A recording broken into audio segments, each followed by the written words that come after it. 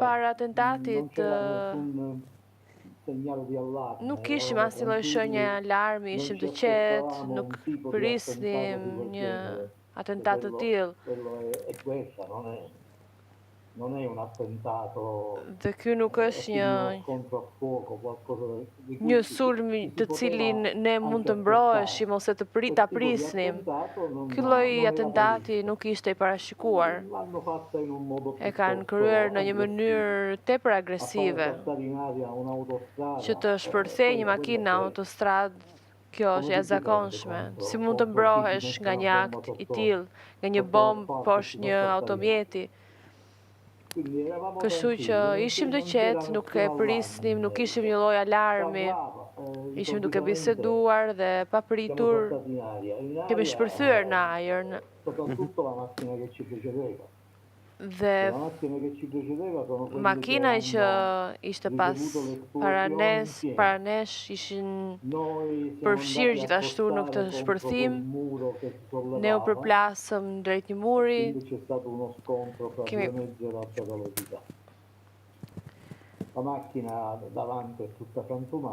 Makina para ishte krejtësisht e shkatëruar.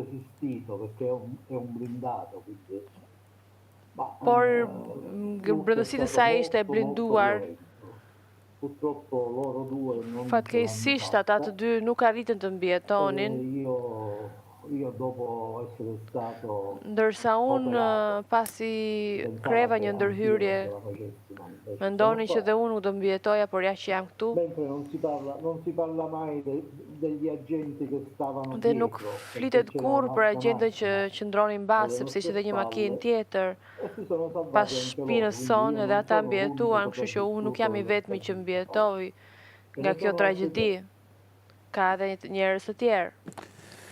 Zoti Kostanca, tani duhet ndalem pak te momenti që Giovanni Falcone kërkoi Chelsea për drejtuar makinën. Tani ishte një vendim spontan, si ishte ai moment për ta shpjeguar. Dhe ju e quani moment me fat apo ndjeni me faj për atë moment?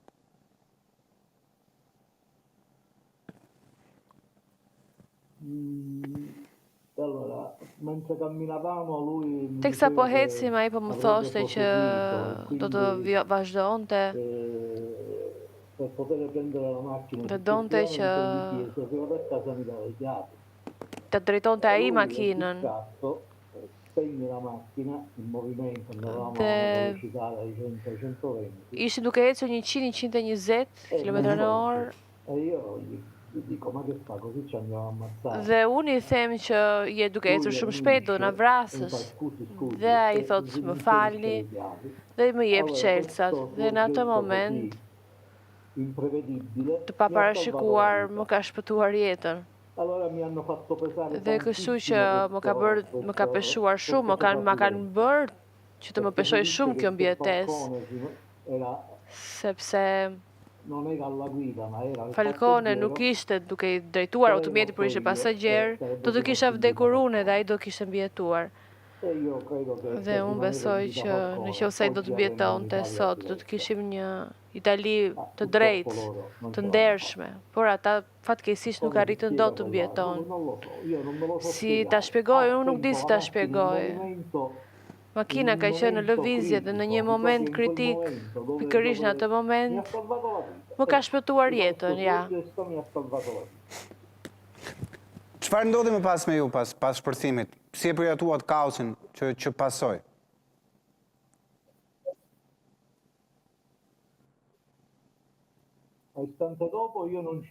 Unë nuk isha më, çastin e parë unë nuk isha më, unë u zgjova, unë isha në koma dhe më pas javë më pas, ditë më pas, të cilat fluturuan dhe kur u zgjova pyeta se çfarë kishte ndodhur, sepse mendja ime refuzonte që të ripërjetonte atë moment.